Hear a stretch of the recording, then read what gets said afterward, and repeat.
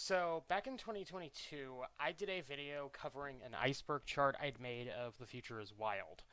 That video did pretty well, but I was never particularly satisfied with it, namely just because of the mic quality. I was using a really terrible mic at the time, and it wasn't of the best quality in my opinion. So, I always kind of wanted to remaster the video, and here is that remaster.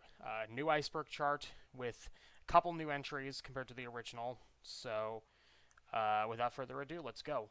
Welcome to the future! The Future is Wild is a documentary series that aired on the Discovery Channel and Animal Planet in 2002. The series focuses on the evolution of life in the future of Earth, with 3 different time periods, 5 million years, 100 million years, and 200 million years examined. The series was a smash hit when it initially released, these receiving a number of spin-offs, which were made or planned, but those are all topics for later tiers. The Future is Wild, A Natural History of the Future is a book written by Dugel Dixon, yes, of Afterman fame. He was also a consultant on the original series, as well as series creator Joanna Adams. The book is largely a retelling of events from the series, though some small things are changed, and even a few new, though pretty minor, organisms make appearances in the book. The Future is Wild is a CGI animated series aired for 26 episodes on Discovery Kids between 2007 and 2008. The show focuses on a girl from the future traveling into the further future to find a home for humanity after a mass ice age threatens their survival. She ends up recruiting 3 modern kids and a squibbin to help on her mission. The show also has the animals, talking. Yo, fish face. Huh? I thought I told you to stay out of my territory. Your territory? Hey, it's a free swamp. Not if I was here first. Yeah, pretending to be a log, whereas I was actually swimming like a fish. So, you were the first log, I was the first fish. Yeah, to say the least, this show isn't always brought up in the best light in the fandom. For quite a while, the show was actually kind of hard to get a hold of. It wasn't available online easily, at least. You had to go looking for it. And no home media release of it existed, at least not in the States. There apparently was one in Germany, of all places. Though it is apparently both on Tubi and Amazon Prime as of 2021. Sometimes I feel I'm dreaming, but when I open my eyes, well, the future is wild. And hey, yeah, the future is wild. And hey, yeah. So, when The Future is Wild aired in the US, it was quite a bit different from the UK version. For one thing, instead of being split into episodes, the program was condensed down to a 90-minute long special. Because of this, certain segments and creatures don't appear in this version. Another noticeable difference is that humanity isn't actually extinct in the US version, with the premise being that humanity has left Earth to travel the stars and are sending space probes back to the planet to investigate the current state of the place. This version of the broadcast, despite its differences, was a huge success for the network, later being split into 3 two-hour-long episodes focusing on the 3 time periods, which apparently added back some of the original footage that was cut from the first broadcast. Although there was apparently a DVD release of this version in 2008, I have never been able to find it on any shopping websites, but unlike the original version, you can find this version fairly easily online.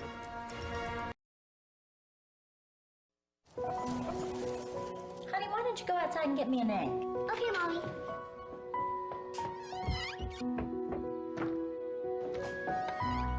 Mommy, is this one big enough? Animal Planet's The Future is Wild returns with brand new futuristic beasts. See how the animals of today will become the creatures of tomorrow. The Future is Wild, a new series beginning Tuesday at 9, only on Animal Planet.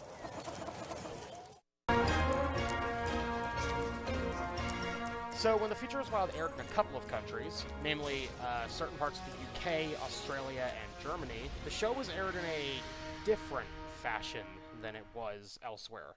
This version consists of 3 separate episodes, each about 15 minutes long, which all cover a particular time period. A very condensed version of it, but still. In addition, this version actually features some otherwise unused footage, a rewritten script, and extended interviews with some of the talking heads, including some who never even appeared on the original show.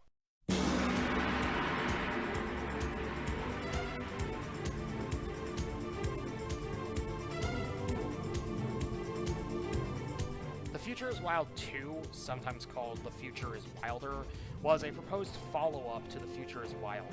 According to Dozel Dixon, the necessary funding for it had actually been raised, but Discovery Channel pulled the plug on the project because they wanted to stop doing documentaries and focus more on reality TV.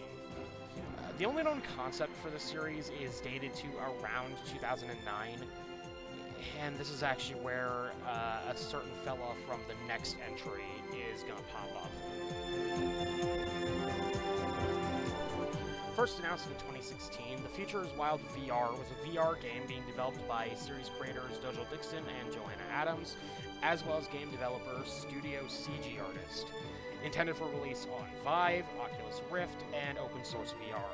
The game, which is described as a mix of an exploration and survival game, was to feature 20 new creatures, as well as some familiar ones from the original series, 2 new time periods of 20 and 50 million years forward, new concepts not explored in the series, like how cosmic events can affect evolutionary paths, and was supposed to run for about 100 minutes, so slightly over an hour and a half. The game was still in development hell as of 2019, and was supposed to be part of some sort of brand relaunch for The Future is Wild. However, in September of 2024, it was announced by series creator Joanna Adams that the game had been cancelled.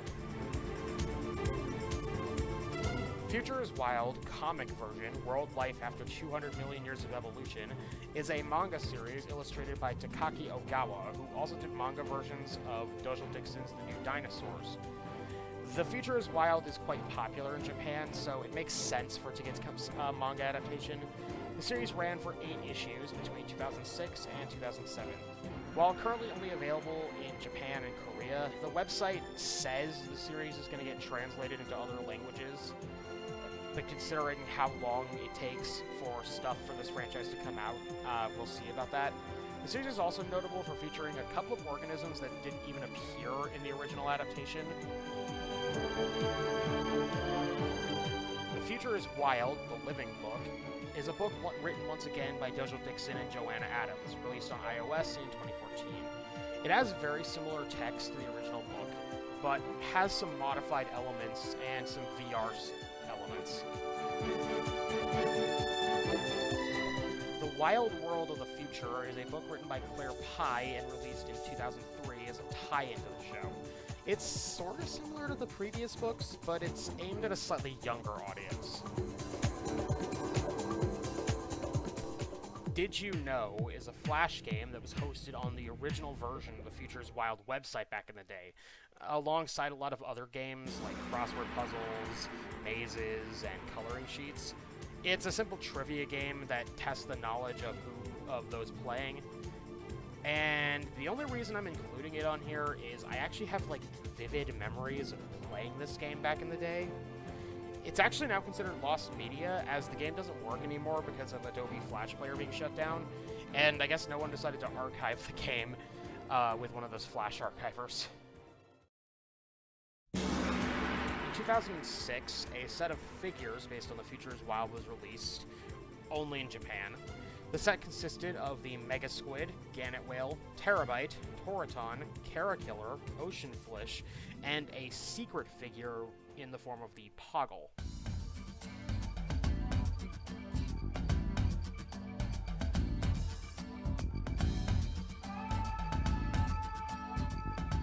The Future is Wild was a full dome show that first aired in 2004 and is actually the very first spin-off of The Future is Wild to have been released. Narrated by John Delancey of Star Trek fame, it is actually still currently in rotation in a couple of places, like the Kingman Museum in Michigan, and was even screened as late as March of 2020 at the Schreider Planetarium in California. So it's one of the very few spin-offs properties that's actually still kind of in existence.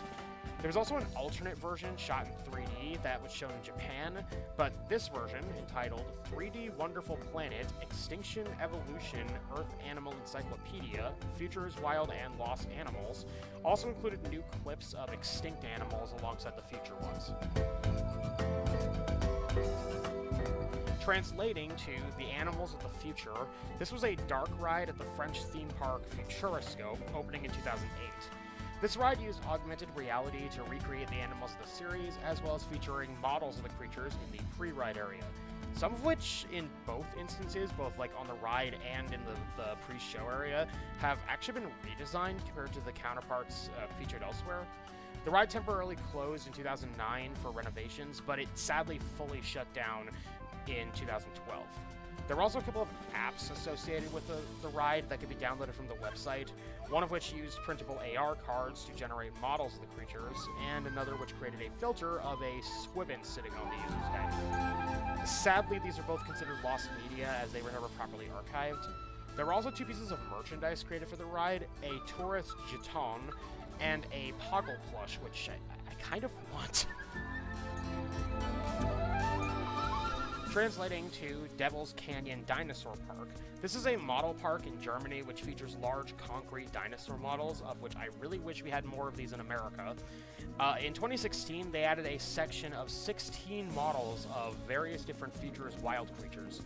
These models had actually been created for a different park in 2012, Dino Park Munchenhagen. I probably said that wrong. But they were later moved here, and as far as I'm aware, they're actually still there, making this yet another rare example of a spin-off of the Futures Wild that still exists. So at some point, Warner Brothers picked up the rights to create a documentary film based on the Futures Wild.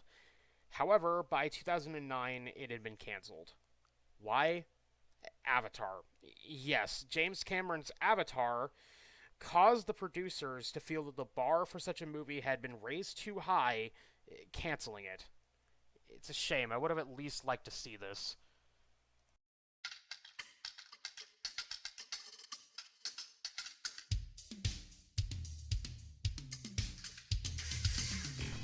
The Future is Wild and the Making of Spore was a documentary film that aired on Discovery Channel on September 9th, 2008. This was a film that combined footage from The Future is Wild with behind-the-scenes footage of the video game Spore, I guess because they had sort of similar themes. And this is literally all I could find on the thing. Like, I found it listed on the Future is Wild wiki and the Wikipedia page for the show, and I found an IMDb page for it, but I couldn't find the thing on any internet site. From March to April of 2005, an exhibit called The Future is Wild Wonderland was held at Enoshima Aquarium in Kanagawa Prefecture, Japan. I literally could find very little on this exhibit. I found it once again mentioned on the wiki, and it's also mentioned on the official website at one point. The Wikipedia page also briefly mentions a exhibit for The Future is Wild in Japan, but they don't go into further detail about it. The very little the wiki says about it was that there were creature experiences, and that both Joanna Adams and Dojo Dixon were present for it. From 2010 to 2011, an exhibit at the Sydney Aquarium was opened based on The Future is Wild, with both animal models and AR experiences. And once again, I couldn't find very much on this one, though at least unlike the Japan exhibit, I could find some images of it occurring, as well as an announcement video. The Future is Wild had a CD-ROM game released in 2006 and had used in schools. Because not very many people know this, but The Future is Wild had like an entire education curriculum designed for it. Wish we had that at my school. Anyways, the game had a number of educational elements as well as viewable animal models. I couldn't find that much information on this one, to be honest. King of Life, Darwin's Miscalculation was a life simulation mobile game released in 2006 as a Japan exclusive. And I legitimately could not find anything else other than the wiki's article on it. In Jean Rameau Park, I probably said that wrong, in France, there's just a random cryptile statue just there in the middle of the park. Apparently because at the Futuroscope ride that I mentioned earlier, the cryptile kind of became kind of a mascot for that particular ride. It's also not the only sculpture in the park, as there's also apparently a unicorn and a giant praying mantis. The Future is Wild, the Evolution game, was a canceled app intended for release in 2015. The app would have allowed you to take control of various future animals, as well as create your own. It would have also apparently used AR hotspots, which Pokemon Go would also later use. There was also another app based on the series intended for a 2014 release, but it was also canceled. These might actually be the same thing, but I'm not sure.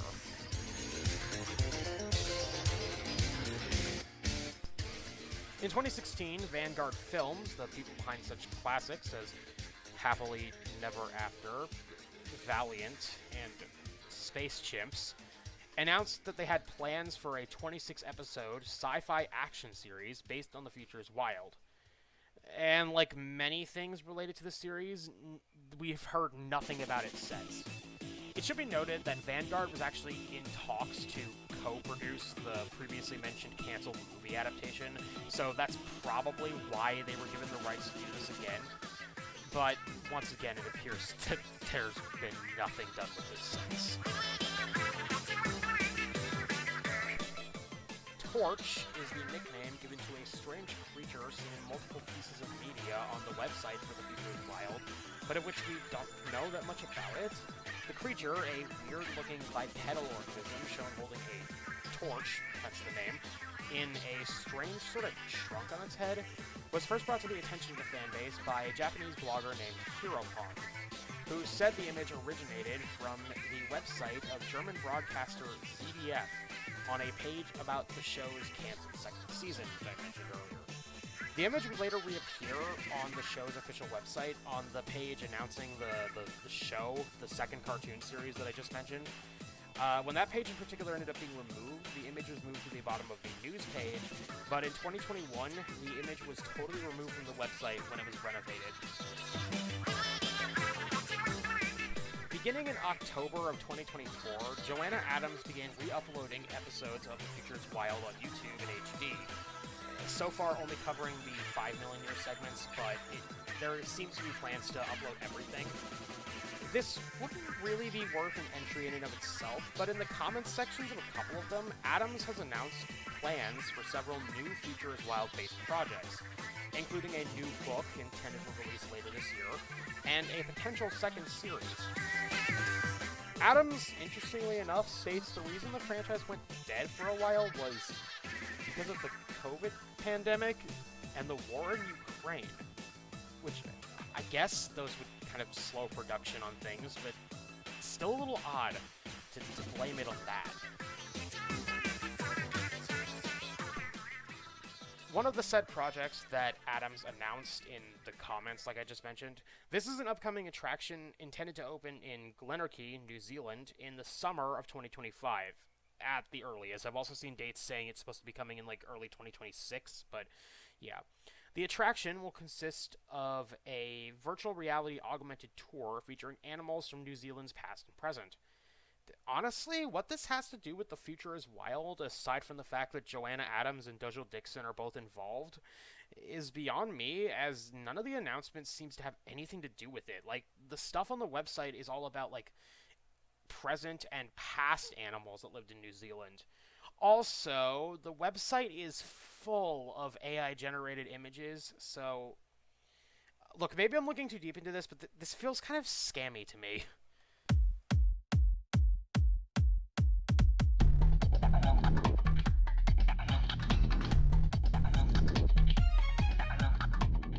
Afterman, A Zoology of the Future, was a book written by Dojo Dixon released in It can sort of be considered a predecessor to The Future is Wild, with a lot of similar concepts. But the thing is, the creators of The Future is Wild weren't actually allowed to use any of the concepts specifically introduced in Afterman. The reason being that DreamWorks actually held the rights to the book from 1990 to 2008. and, sat on them without doing anything with them.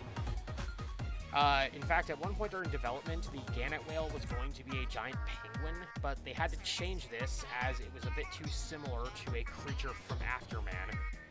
In 2008, Paramount bought the rights to Afterman, but just like DreamWorks, they've sat on them since then and done nothing with them. Super Breeds is the name for the earliest concept for what would eventually become The Future is Wild. This version of the show would have focused on future evolution like the final series, but it would have been a bit narrower in scope, as each episode would have focused on a particular organism and what it could potentially evolve into later into the series. However, while writing up the concept, Joanna Adams found the idea of examining future ecosystems along with what lived in them more interesting, and this is what we ended up eventually getting. Future Evolution is a book written by Peter Ward, released in 2001, discussing the potential future of the planet Earth. Unlike a lot of other speculative evolution type stories, humans are still a factor in Ward's book, as Ward just didn't think humans could go extinct, or at least would last longer than most people gave them credit for. Now, why am I bringing this up? It just seems like another piece of speculative evolution media from around the time there was kind of a boom of it. Well, it turns out Peter Ward was actually offered the position of head science consultant for The Future is Wild, but he ended up turning it down because he felt that the premise didn't match his vision of the future because humans weren't a factor. In fact, apparently in some early versions of The Future is Wild, executives tried to get the people making the series to give some kind of convoluted explanation as to why humans weren't there. But they ultimately managed to get away with just not explaining it, which I think is better because explaining it would have probably made things worse. A Brief History of Tomorrow, The Future, Past, and Present is a book written by Jonathan Margolis, released in 2000, examining various different ideas of how the future may look. In the book, at one point, he actually details what is very clearly an early version of The Future is Wild. However, this version mentions numerous creatures which are very different from their final counterparts. For instance, the desert rattleback in this version is said to be a giant raccoon descendant, and numerous ones that don't even appear in the final series, like a giant cockroach, a vampire bee, a flying dog, and a flamingo cat. A couple of them, like a flying squid and this ugly thing called the Ratch, were actually intended to be recycled for the VR game, but we all know what happened to that, so... While The Future is Wild is still pretty well liked, a number of criticisms towards it have popped up, both at the time when the show came out and in the years since. Most of these are focused on how the producers seem to pick the more implausible but cooler looking designs for a lot of the creatures. With the Mega Squid in particular being rather controversial, as it's been questioned a number of times how something this large could exist with no kind of internal skeleton to support it. When concepts for the VR game were originally released, the Titan Dolphin's design attracted some controversy, just for how, even by this series standards, implausible it looks, which led to a lot of people redesigning the thing. Dojo Dixon himself even considered the design implausible, redesigning it as this sort of weird slug dolphin thing, which, I mean, it's kind of ugly looking, but it's a little more realistic than what was initially come up with. That being said, the head designer actually said the Titan Dolphin as a concept was just a work in progress, and it might not have even appeared in the final game at all. And considering the design was recycled from something that was planned for the second series of the show and just never used afterwards, maybe they just decided, let's just model that to see if we can do this. So as it turns out, The Future is Wild has actually been referenced a couple of times in literature outside of the series. The 2012 book, Supercontinent, 10 Billion Years in the Life on Our Planet, by Roy Livermore, who was a scientific consultant on the series, mentions the desert hopper as a rather attractive hopping snail. Okay. Meanwhile, another book, entitled Ethical Marxism, the Categorical Imperative of Liberation, written in 2013 by Bill Martin. Martin mentions the squibbin as an example of a community of mutual flourishing, something humans in the Futures Wild universe failed to do before their extinction. Although, I guess in the Animal Planet version they succeeded, considering, they're out in space. The Great Blue Windrunner's design, where it has like 4 wings, has often been compared to Microraptor, a small gliding dinosaur discovered from China a few years before the series aired. However, according to Judge Dixon, the Windrunner was designed by paleontologist and ornithologist Phil Curry in 1988, years before the Microraptor was discovered. So I'm not saying the show predicted Microraptor, it's just kind of funny how that turns out sometimes. So some people have pointed out that the series ends with a lot of aquatic animals living in terrestrial environments, with squids being the dominant species. Then in 2015, Nintendo releases Splatoon, a game about a post-apocalyptic world where most of the land life has been wiped out, with sea creatures moving onto land to take their niches, and the dominant organisms being descended from squids. Now, Futures Wild is pretty popular in Japan, so there's a possibility that Nintendo based that on that concept, but it's pretty unlikely.